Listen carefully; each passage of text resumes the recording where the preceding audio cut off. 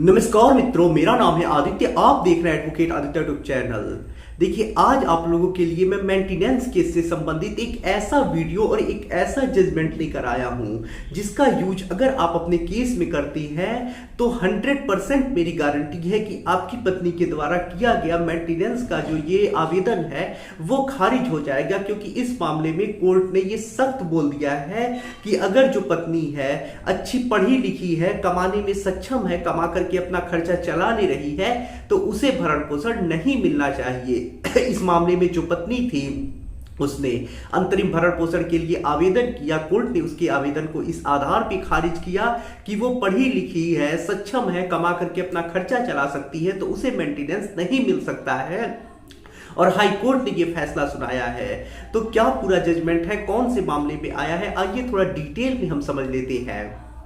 Video में आगे बढ़ने से पहले मैं आपसे कुछ महत्वपूर्ण बिंदुओं पर चर्चा कर देना चाहता हूं। पहली चीज तो ये कि मेरी एक किताब पब्लिश हुई है जिसका नाम है legal guide for husband in matrimonial cases. जैसा इस किताब का नाम है legal guide for husband in matrimonial cases, वैसा इस किताब का उद्देश्य भी है। इस किताब में आपको मैट्रिमोनियल केस जैसे 498, 125 CrPC, DV act section 9 divorce case, इन सब मुकदमों के संबंध में काफी अच्छी जानकारी मिल जाएगी। कैसे मुकदमा लड़ना है, कैसे बचाव करना है, कैसे प्रक्रिया चलेगी, कैसे डिस्चार्ज होंगे, कैसे क्रॉस केस दर्ज कराएंगे, किस प्रकार से सेक्शन 9 जीतेंगे, कैसे डिवोर्स लेंगे, कैसे ड्राफ्टिंग करेंगे, कैसे मेंटेनेंस देने से बचेंगे, सारी चीजें आप समझ सकते हैं।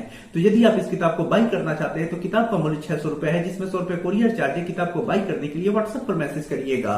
अगली जो महत्वपूर्ण बात है वो ये है कि देखिए, हाई कोर्ट और सुप्रीम कोर्ट के जो मैट्रिमोनियल केसेस से संबंधित जजमेंट्स आते हैं काफी ज्यादा इंपॉर्टेंट होते हैं। अगर आप अपने जो जजमेंट्स हैं उनका यूज अपने केस में करते हैं तो आपको भी फायदे मिलते हैं। जैसे किसी एक जजमेंट में पति का फॉल्स केस क्वैश हुआ है, वो डिस्चार्ज हुआ है, उसका 125 सीआरपीसी खारिज हुआ है, डीबी एक्ट खारिज हुआ है, उसे मेंटेनेंस ना देना पड़ा है, और सेम फैक्ट आपके भी केस में है, तो आप उस हाई कोर्ट या सुप्रीम कोर्ट के जजमेंट को अपने केस में रूलिंग के तौर पे लगा के वही फायदा जो पति को मिला है सेम अपने भी केस में ले सकते हैं। तो यदि आप मैट्रिमोनियल केसेस से संबंधित जजमेंट से अपडेट रहना चाहते हैं, अपने केस में यूज करके फायदा लेना चाहते हैं, तो आप हमारे ग्रुप से जुड़ सकते हैं। ग्रुप से जुड़ने का जो चार्ज है वो 500 रुपए लाइफ टाइम के लिए है। ग्रुप से जुड़ने के लिए व्हाट्सएप पर मैसेज करिएगा।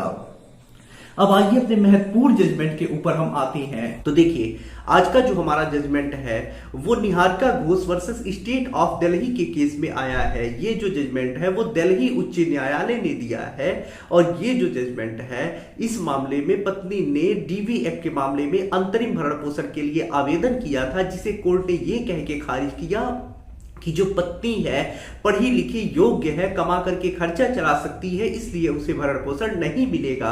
तो क्या पूरा मामला है, आइए थोड़ा मैं डिटेल में आपको समझा देता हूं। तो देखिए, मामले में होता कुछ ऐसा है कि जो पत्नी होती है डीवी एक्ट के तहत एक मुकदमा मजिस्ट्रेट के कोर्ट में दायर करती है, जिसमें वो अंतरिम भरण पोषण के लिए भी आवेदन करती है, और कोर्ट में कहती है कि वो कुछ नहीं कर रही है, कमाने में असक्षम है, कम पढ़ी लिखी है, और ऐसी बातें लिखवा करके वो कहती है कि उसे अंतरिम भरण पोषण दिलवाया जाए, जिससे वो मुकदमा चलने के दौरान मुकदमा लड़ सके और अपना जीवन यापन कर सके। उसके बाद पति उस मुकदमे में हाजिर होता है, अपना पक्ष रखता है, जिसमें पति ये बताता है कि जो पत्नी है काफी अच्छी पढ़ी लिखी योग्य महिला है, उसने MA, MBA और PhD तक की पढ़ाई की है, इसका भी डॉक्यूमेंट वो लगाता है। साथ ही साथ जो पति है ये बताता है कि पत्नी एक आभूषण की दुकान में काम कर रही है, उसका भी प्रूफ वो कोर्ट में लगाता है। जब कोर्ट सारी चीजों को देखता है तो मजिस्ट्रेट का न्यायालय ये पाता है कि पत्नी पढ़ी लिखी योग्य है, कमा रही थी, कमा करके अपना खर्चा चला सकती है, तो ऐसे में उसे अंतरिम भरण पोषण नहीं मिलना चाहिए। और मजिस्ट्रेट का जो कोर्ट होता है उसमें पत्नी के अंतरिम भरण पोषण के आवेदन को खारिज कर दिया जाता है। उसके बाद जो पत्नी होती है सेशन कोर्ट में अपील करती है, वहां से भी उसका अपील खारिज होता है। फिर पत्नी हाई कोर्ट तक जाती है। हाई कोर्ट भी यही कहता है कि जो पत्नी है वो पढ़ी लिखी योग्य है, कमा करके अपना खर्चा चला सकती है, और कमा रही है, काफी अच्छी उसने पढ़ाई की है, तो ऐसे में अगर उसे अंतरिम भरण पोषण दिया जाता है तो ये कानून का दुरुपयोग होगा। जो भरण पोषण का प्रावधान बना है ऐसी महिलाओं के लिए बना है जो कम पढ़ी लिखी हैं, जो अपना गुजर बसर नहीं कर सकती हैं, जो कमा नहीं सकती हैं, पति के ऊपर डिपेंडेंट है। लेकिन यहाँ जो महिला है वो कमा सकती है, पढ़ी लिखी है, अपना खर्चा चला सकती है, तो उसे भरण पोषण नहीं मिलना चाहिए। और उसके जो हाई कोर्ट में अपील वो की होती है, कोर्ट उसे खारिज कर देता है। तो ऐसे में अगर आपकी भी पत्नी पढ़ी लिखी योग्य है, कमा करके अपना खर्चा चला सकती हैं, कमा रही हैं, तो ऐसे में आप चाहे तो इस जजमेंट का यूज कर सकते हैं और अपनी पत्नी के द्वारा किए गए मेंटेनेंस के आवेदन को खारिज करा सकते हैं।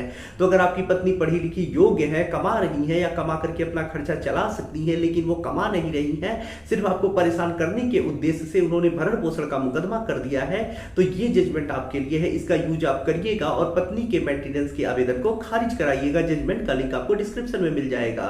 आशा कर रहा हूं जजमेंट और जानकारी आपको काफी ज्यादा पसंद आई होगी। अगर आप किसी कानूनी समस्या से परेशान हैं, ऐसे में मुझसे फोन पे बात करके अपनी कानूनी समस्या का समाधान प्राप्त करना चाहते हैं, तो मेरा व्हाट्सएप नंबर आपको स्क्रीन पे दिखाई दे रहा होगा। मैसेज करके अपॉइंटमेंट बुक करा के आप मुझसे कॉल पे बात कर सकते हैं। वीडियो पसंद आया हो तो वीडियो को लाइक करें, अपने दोस्तों के साथ शेयर करें और यदि आप चैनल पे नए हैं तो चैनल को सब्सक्राइब करके बेल आइकन को दबाएं। मिलते हैं नए वीडियो के साथ अगले दिन, तब तक के लिए जय हिंद, जय भारत।